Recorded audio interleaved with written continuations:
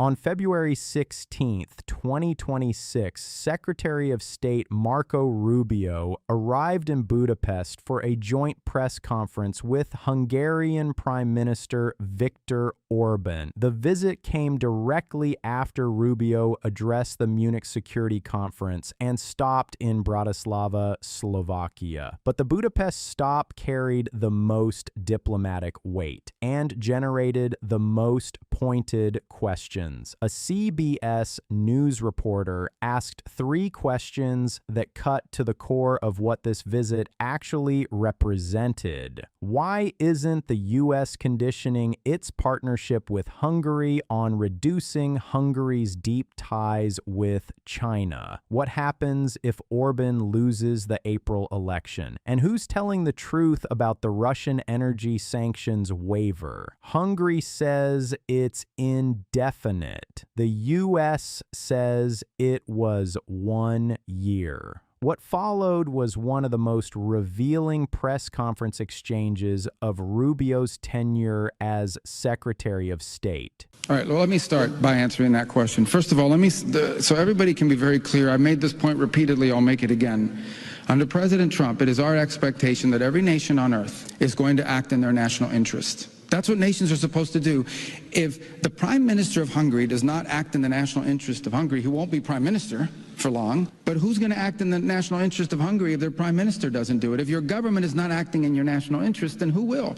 By the way, we feel the same way about America. So in those instances in which our national interest and some other countries' national interests are aligned, that is an opportunity for extraordinary partnership. And we have many, many areas where our national interests are aligned. Where they're not aligned or where we have some differences, that's where that alignment and the other issues, that's where this relationship, that's where these deep ties to one another are so important, because that's where you can find accommodation, that's where you can hear each other out, that's where maybe you can work together on. But we're not asking any country in the world to isolate themselves from anybody. We understand that every country in the world has to deal with the reality of their geography, of their economy, of their history, and of the challenges of their future. We will obviously share with partners and friends concerns we may have about certain things, but as an example, the United States, you mentioned China as an example. Okay, we have trade and relations with China. The President of the United States is going to travel in April to China. Why? Because China is a big country. It's got 1 billion-something people, second largest economy in the world. They have nuclear weapons. It would be crazy. Okay, it's insane for the United States and China not to have relations and interact with one another. Now, 2 big countries like this, do we have differences? We absolutely do.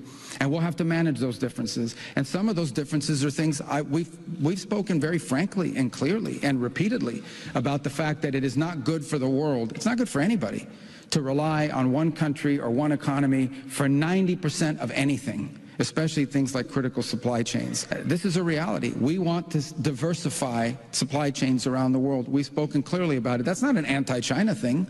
That's just the reality that over-dependence on one source is not good, and especially when there's been a willingness in the past to use it as leverage against each other. But we pursue these things within the context of the U.S. national interest, and that's why we met with the Chinese in South Korea earlier in the year, and we're able to reach an understanding on some trade matters. That was a mutual interest between us and them. So geopolitics is difficult because it requires a little bit of maturity and seriousness. Okay? It requires a little bit of seriousness about these things have real implications, and the balancing of relations between nation states requires maturity and seriousness. So our relationship here, you asked the last question about it. Look, I'm just telling you guys what it is. Okay? The president has an extraordinarily close relationship to the prime minister. He does, and it has had tangible benefits in our relationship. I'm not going to speculate about the future. You know, what happens in this country is up to the voters of this country to determine and decide, and we love the people of Hungary. But there's no reason to sugarcoat it. I'm going to be very blunt with you. The Prime Minister and the President have a very, very close personal relationship and working relationship, and I think it has been beneficial to our 2 countries. The sanctions waiver, is it a year? What's that? I'm sorry? The sanctions waiver on Russian energy purchases? Yeah, but here's the way I would couch that. Those sanctions waivers happened as much as anything else because of the relationship between the Prime Minister and the President. And so I think all I can tell you is that relationship and the importance of that relationship and the importance of that relationship to our bilateral relationship underpins the decision the President made. Let's break down what Rubio actually said and what he deliberately left unanswered. On the question of China, Rubio's response was essentially, everyone deals with China, including us. Rubio signed a civilian nuclear cooperation agreement with Hungary during this visit, a deal that includes the possible purchase of compact small modular reactors, U.S.-supplied nuclear fuel, and spent fuel storage technology valued at up to $20 billion. Hungary currently relies heavily on Russian-built nuclear infrastructure at its Pax nuclear plant. The U.S. is now positioning American nuclear technology as an alternative, which analysts note serves American economic interests regardless of what Hungary does with China. On the question of whether the U.S. would work constructively with Orban's challenger if Orban loses the April election, Rubio gave what many observers described as a non-answer. He said, "What happens in this country is up to the voters."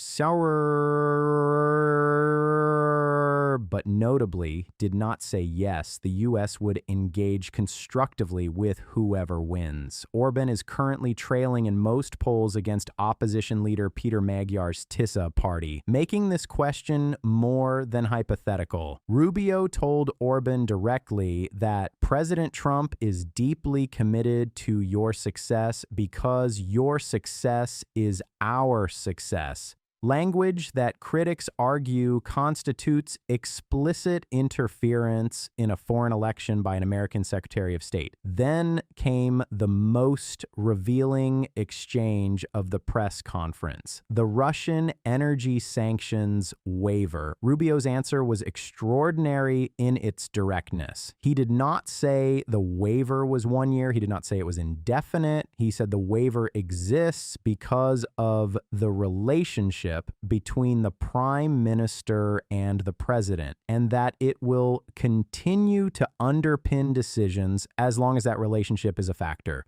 Orban received this sanctions exemption after a November 2025 White House meeting with Trump. The EU has plans to phase out Russian fossil fuels entirely by the end of 2027. Rubio pointedly declined to specify how long the U.S. exemption would last, which effectively left the question exactly where Hungary wanted it, open-ended, tied not to policy criteria, but to a personal relationship between two leaders. Thank you very much, Your Excellency. So the answer to your question, for those who are relatively young, it's difficult to know the Hungarian modern political history. But if you look at it carefully, you see that I am not just registered as the longest-serving prime minister in Europe, which means 20 years, but I am the longest-serving leader of the opposition with 16 years, So I spent 16 years as leader of opposition. What does it mean? It means that sometimes I lose, sometimes I win. So don't afraid what will be if we are not winning, because it's regularly happened here, at least 4 times already. So there is no need to be afraid what will happen in Hungary. The Hungarian democracy is very strong, and the government of this country is very strongly believe on democracy and competitiveness and competition in politics as well, as we have done in the last 35 years. So our record is very strong on the governmental side and on opposition side as well.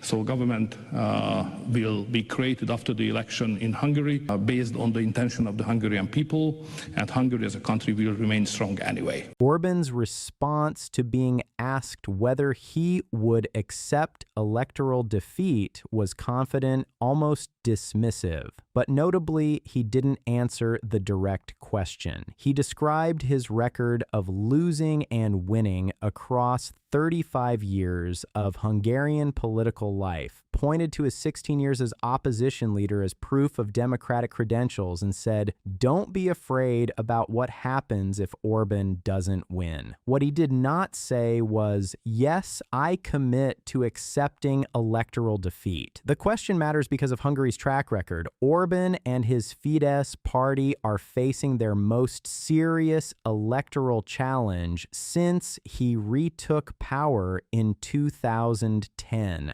According to PBS News, Orban is currently trailing opposition leader Peter Magyar's TSZ party in most polls, a fact that makes the reporter's question about accepting electoral defeat far more than a hypothetical. It's the central political reality of this entire visit. Rubio's visit is part of a broader pattern. According to France 24, the decision to visit both Slovakia's Robert Fico and Hungary's Viktor Orban, two nationalist leaders closely aligned with Trump and outside the EU mainstream on Ukraine, sends a clear diplomatic message about which governments Washington considers reliable partners. Both leaders vocally back Trump, both oppose military and financial support for Ukraine, and both have sought to position themselves as the European face of the MAGA political movement. Freedom House, which tracks democratic governance globally, has classified Hungary as only partly free since 2019, citing the government's consolidation of control over media, the judiciary, and electoral systems. Critics and opposition figures have argued that Fidesz has systematically shaped the conditions under which elections occur,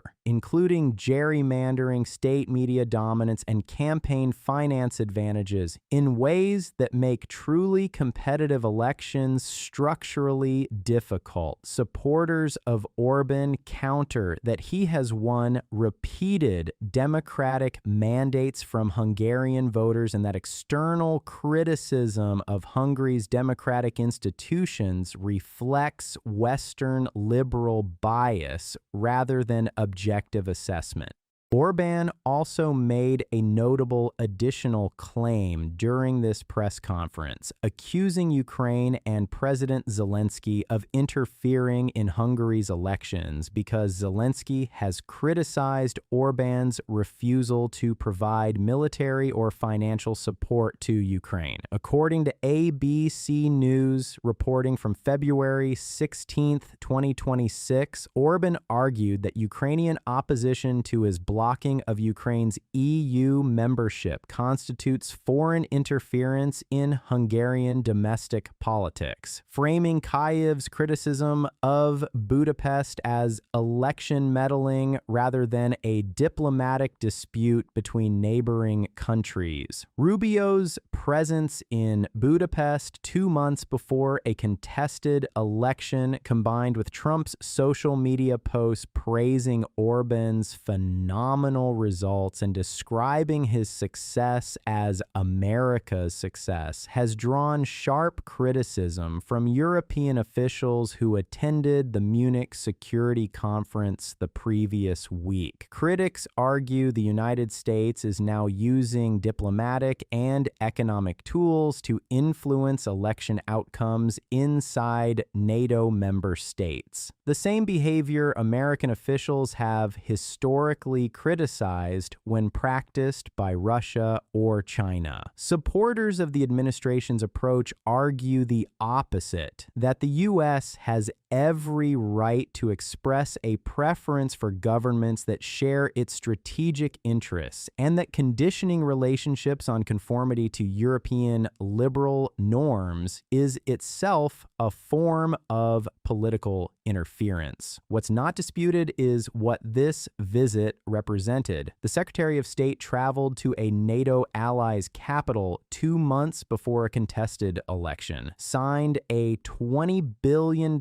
economic agreement, declined to commit to working with whoever wins, and tied a sanctions exemption on Russian energy not to policy benchmarks, but to a personal friendship between two leaders. When asked directly how long that exemption lasts, Rubio's answer was, in effect, as long as the friendship holds. The voters of Hungary go to the polls on April 12th. If this kind of foreign policy coverage matters to you, hit subscribe. It's the best way to make sure you don't miss what's coming next.